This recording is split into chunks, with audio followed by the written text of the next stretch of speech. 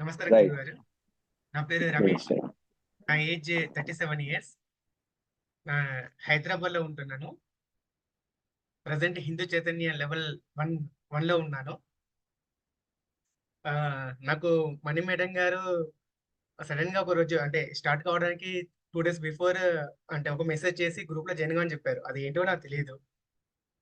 ఎందుకు జాయిన్ అవ్వాలో తెలీదు. జాయిన్ అయిపోయాను. దాని తర్వాత సంయమం అని చెప్పేసరికి సంయమం అంటే ఏంటో అని తెలుసుకోవడానికి మామూలుగా గూగుల్‌లో సెర్చ్ చేసి, దాని తర్వాత వచ్చిన వీడియోస్ గాని, ఇన్ఫర్మేషన్ గాని చూస్తూ ఉన్నాను. సో, దాన్ని బట్టి నాకేందంటే ఫుడ్ విషయంలో కొంచెం అంటే మీరు చెప్పిన లిక్విడ్ డైట్ అని చెప్పేసరికి మొదటిసారి ఆ ఫుడ్ విషయంలో ఏమైనా కంట్రోల్ అవుతుంది కావచ్చు అని చెప్పేసి అనుకోని జాయిన్ అయ్యాను. అంటే నాతో పాటు ఉన్న వాళ్ళు చాలా వరకి కొంతమంది డైలీ 1 టైమ్ మాత్రమే తీసుకొని చాలా ఇయర్స్ పాటు ఉన్నారు. ఒక 20, 25 ఇయర్స్ నుంచి ఓన్లీ 1 టైమ్ మాత్రమే ఫుడ్ తీసుకొని చాలా లైట్ ఫుడ్ తీసుకొని చాలా హెల్తీగా చాలా అంటే ఎనర్జిటిక్‌గా ఉండేవాళ్ళు. బట్ నేను ఎలా ట్రై చేసినా నాకు అది పాసిబుల్ అంటే కావడానికి అవకాశం ఒక 2 రోజులు, 3 రోజులు అలా తీసుకునేసరికి మళ్ళా వీకే అయిపోయేవాడిని. అయితే ఇది పాసిబుల్ అవుతుందా లేదా ఇక్కడ లిక్విడ్ డైట్ అని చెప్పారు కదా! లిక్విడ్ డైట్‌లో చేద్దాం అని చెప్పేసి ట్రై చేశాను. ఫస్ట్ 2 డేస్‌లోనే అర్థమైపోయింది పాసిబుల్ అవుతుందని చెప్పేసి. మళ్ళీ సాల్ట్ తీసుకున్నాక నెక్స్ట్ 5 డేస్‌లో లిక్విడ్ డైట్‌లో ఉన్నప్పుడు నాకేందంటే ఆహ్, లిక్విడ్ ఎంతైనా చేయగలుగుతాం అని చెప్పేసి హోప్ అయితే వచ్చింది. దాని తర్వాత లాస్ట్ 10 డేస్ అంటే ఈ 9 డేస్ 10 డేస్ చేసినప్పుడు మాత్రం అసలు లిక్విడ్ అయితే ఓన్లీ లిక్విడ్‌తోనే ఉండగలుగుతాం. మనకి జ్యూసెస్ కూడా సాలిడ్ అంటే ఎక్కువ హెల్తీ జ్యూసెస్ కూడా అవసరం లేదు. జస్ట్ ఒక వాటర్ కూడా ఎనఫ్. మనిషి బ్రతకడానికి వాటర్ కూడా చాలు. వాటర్‌తోనే ఎన్ని ఇయర్స్ అయినా బతకచ్చు అనే కాన్ఫిడెన్స్ మాత్రం ఇప్పుడు ఉంది ప్రెజెంట్. ఇంతకుముందు ఏంటంటే నేను వాళ్ళని చూసి వన్ టైమ్ ఫుడ్ తీసుకొని 20 ఇయర్స్, 25 ఇయర్స్ నుంచి ఎలా ఉంటున్నారో డౌట్ వచ్చేది. ఒకటే పూట అది కూడా చాలా లైట్‌గా. బ్రతకడానికి మాత్రమే తినాలి. తినడం కోసం బ్రతకద్దు అని చెప్పేసి వాళ్ళు ఎప్పుడు చెప్తుండేవాళ్ళు. బట్ అది నాకు పాసిబులా అనేది నాకు అనిపించేది కాదు. ఎంతో కొంత అంటే మరీ హెవీగా తీసుకోకుండా మార్నింగ్ వస్తే బ్రేక్‌ఫాస్ట్, మధ్యాహ్నం లంచ్, నైట్ డిన్నర్ స్కిప్ చేసిన ఈవినింగ్ స్నాక్స్ అని అలా ఉండేవాడిని. తినుకుంటా ఉండేవాడిని. ఒకవేళ ఇవి గనుక స్కిప్ చేస్తే ఒకరోజు స్కిప్ చేస్తే అంటే ఉండగలము. సెకండ్ డే అయ్యేసరికి కొంచెం ఎప్పుడు తినాలనే ఫీలింగ్ అనిపించేది. బట్ ఇప్పుడు ఆ ఫీలింగ్ అయితే అనిపిస్తలేదు. ఈవెన్ నేను కిచెన్‌లో ఉన్నా, లేకుంటే ఎక్కడన్నా పెద్ద పెద్ద అన్నదానం అప్పుడు అక్కడ ఉన్నానా, లేకుంటే ఎక్కడున్నా కూడా పెద్ద పెద్ద వంటలు అక్కడున్నా కూడా తినాలనే ఫీలింగ్ అయితే అనిపించట్లేదు. సో, ఈ లిక్విడ్ డైట్‌లో ఉన్నప్పుడు వల్ల నాకేమైందంటే ప్రెజెంట్ ఆహ్, ఇప్పుడు ఈ షర్ట్ ఉందండి నాది. ఈ షర్ట్ చాలా టైట్‌గా ఉండే షర్ట్ అన్నమాట. బిఫోర్ సమీమ.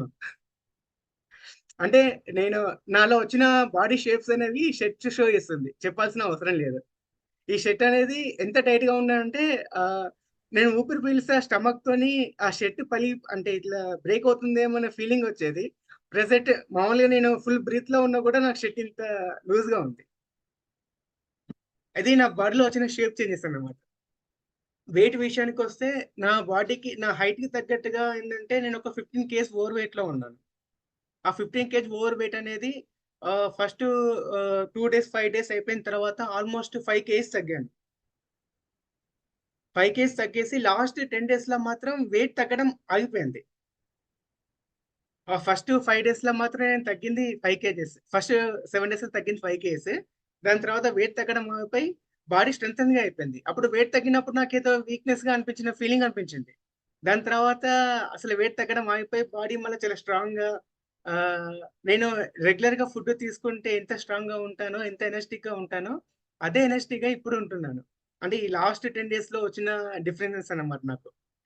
దాని తర్వాత నా స్లీప్‌లో వచ్చేసి ఎలా ఉందంటే, ఇంతకుముందు 5 అవర్స్ పడుకుంటే మనిషికి చాలు అనే ఫీలింగ్‌లో ఉండేవాడిని.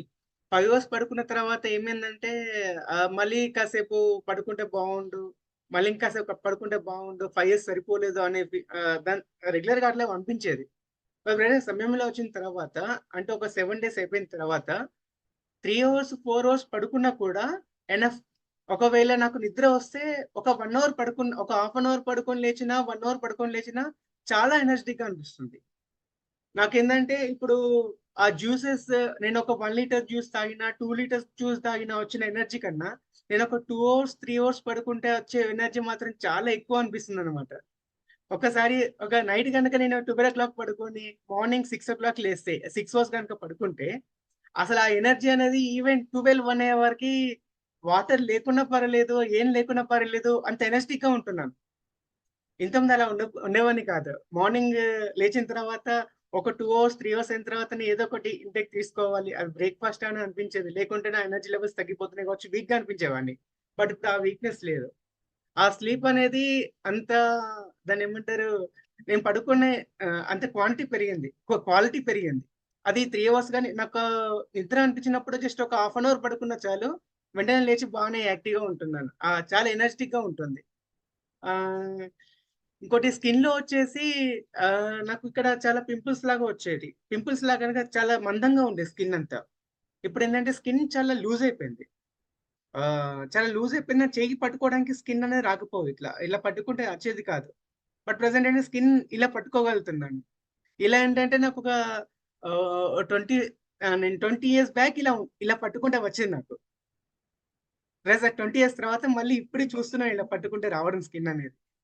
స్కిన్ అనేది చాలా నాకేంటంటే ఇక్కడ ఉన్న చాలా గట్టిగా మందిపాటుగా ఉన్న స్కిన్ మొత్తం తగ్గిపోయింది. దాని తర్వాత దాన్నేమంటారండి, నా బాడీలో వచ్చేసి నేను బ్యాక్ బోన్ స్ట్రెయిట్‌గా ఉండడం చాలా కష్టంగా అనిపించేది. నాకు ఉద్దేశ్యం ఏందంటే, నేను భజన్స్‌లో కానీ, లేకుంటే ఏదన్నా వేదం చాటింగ్స్‌లో కానీ, లేకుంటే ఏదైనా పూజలో కూర్చుంటే, ఏదైనా కూడా మోర్ దెన్ హాఫ్ అన్ అవరే ఉంటుంది. ఒక 10 మినిట్స్, 5 మినిట్స్ ప్రాసెస్‌లో అయితే ఏది ఉండదు. అయితే ఒక 15, 20 మినిట్స్ కూర్చునేసరికి నా బాడీ అంతా వీక్ అయిపోయి ఇలా డల్‌గా కూర్చునేవాడిననమాట. ఇలా కూర్చొని మళ్ళా ఒక 5 మినిట్స్ ఇలా కూర్చున్నాక మళ్ళా కాసేపు బ్యాక్ బోన్ స్ట్రెయిట్‌గా ఉండి ఒక 10 మినిట్స్ అయిన తర్వాత మళ్ళీ ఇలా కూర్చుంటూ ఉండేవాడిని. అసలు బ్యాక్ బోన్ స్ట్రెయిట్‌గా ఉండడం అనేది చాలా కష్టంగా ఉండేది నాకు. చాలా పెయిన్‌ఫుల్‌గా ఉండేది. ఎందుకోసం అంటే బ్యాక్ బోన్ చుట్టూ అంటే ఇక్కడ ఈ ఏరియా అంతా కూడా చాలా కొలెస్ట్రాల్‌గా ఉండేదన్నమాట. చాలా వెయిట్‌గా ఉండేది. ఒకటి స్టమక్ వెయిట్, ఓవర్ వెయిట్ ఇదంతా వెయిట్ ఆ బ్యాక్ బోన్ పైన పడేసి అంటే బ్యాక్ బోన్ స్ట్రెయిట్‌గా ఉండడం వల్ల ఆ వెయిట్ దాని పైన పడి చాలా పెయిన్‌ఫుల్‌గా అనిపించేది.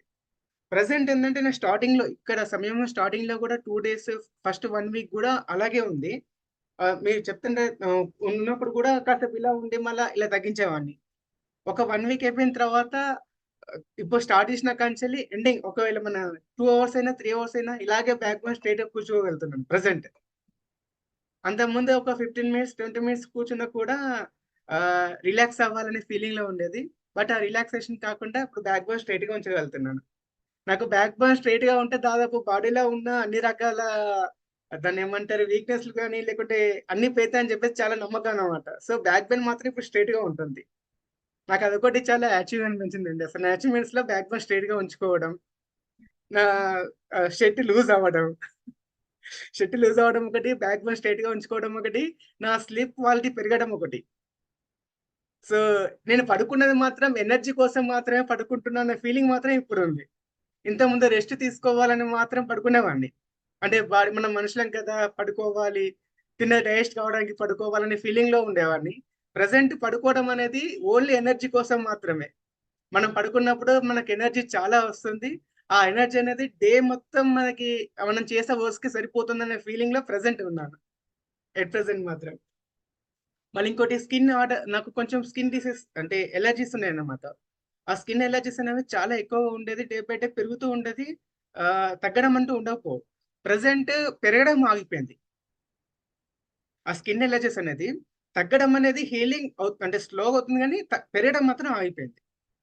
నాకు ఆ విధంగా స్కిన్‌లో మాత్రం నాకు కొంచెం అలెర్జీస్‌లో కంట్రోల్‌లో వచ్చింది. సో, ఇంకో సమ్ డేస్‌లో కంప్లీట్‌గా పోతదని చెప్పేసి హోప్స్ ఉన్నాయి. ఆ స్కిన్ అలెర్జీ కూడా. అండ్ ఆహ్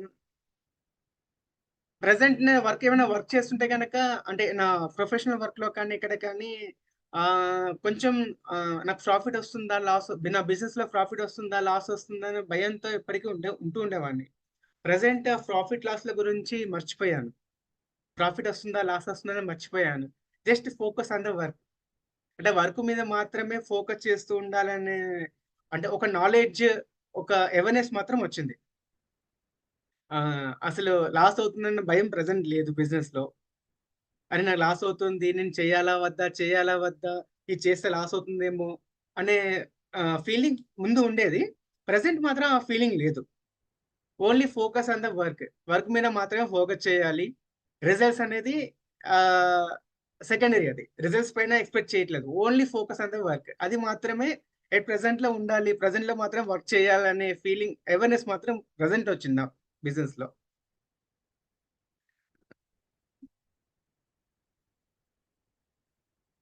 సో నాకు ఇంకోటి ఏంటంటే ఫిజికల్ ఇంప్రూవ్మెంట్స్ కన్నా స్పిరిచువల్ గ్రోత్ అనేది చాలా ఇంపార్టెంట్ అనే ఫీలింగ్ లో అంటే ఉండేదన్నమాట. అంటే సమయంలోకి వచ్చిన తర్వాత నాకు అర్థమైందంటే స్టార్టింగ్ లో నాకు ఎలాంటి విషయం తెలియదు, సమయం అంటే తెలియదు కాబట్టి మధ్యలో అందువేళ నాకు అనిపించింది ఏంటంటే కనుక ఇది ఫిజికల్ గ్రోత్ కన్నా అంటే వెయిట్ లాస్ అవ్వడమా, లేకుంటే బాడీ షేప్స్ మార్చుకోవడమా, లేకుంటే ఇట్లా ఏదైనా పర్లేదు. ఈ ఫిజికల్ బాడీ కన్నా నాకు స్పిరిచువల్ గ్రోత్ అనేది చాలా ఇంపార్టెంట్ అనిపించింది. స్పిరిచువల్ గా ఎదగాలి, స్పిరిచువల్ గా డెవలప్ కావాలి.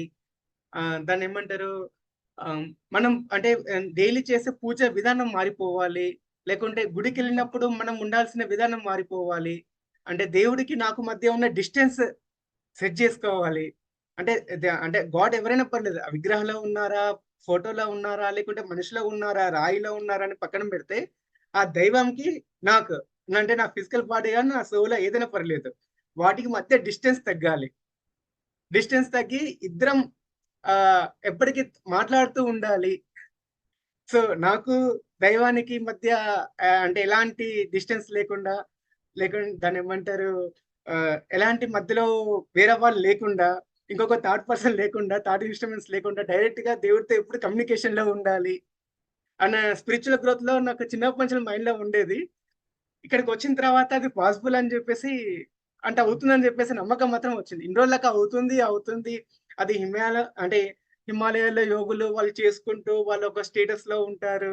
వాళ్ళు దాన్ని ఏమంటారు, ఆ వాళ్ళు గాడ్ తో కనెక్ట్ అయి ఉంటారు. మనం అంటే ఈ ఫిజికల్ వరల్డ్ లో లేకుంటే ఈ సంసార జీవితంలో ఉంటూ అది పాసిబుల్ కాదు అనే ఫీలింగ్ లో ఉండేవాడిని. అంటే పాసిబుల్ కాదంటే చాలా కష్టపడాలి, ఎవరికో చాలా అవడం కష్టం అనుకునేవాడిని. బట్ అది ఇప్పుడు ప్రెజెంట్ ఈ 20 డేస్ తర్వాత నాకేమనిపిస్తుందంటే అది పాసిబుల్ అవుతుంది. డెఫినెట్ గా ఆ స్టేటస్ కి మనము రీచ్ అవుతాము అని చెప్పేసి నమ్మకం మాత్రం ప్రెజెంట్, స్పిరిచువల్ గా నేను గ్రోత్ అవ్వగలుగుతాను అని చెప్పేసి నమ్మకం మాత్రం ప్రెజెంట్ ఉంది గురుగారు. అందుకే thank you. Good. Thank you so much. So,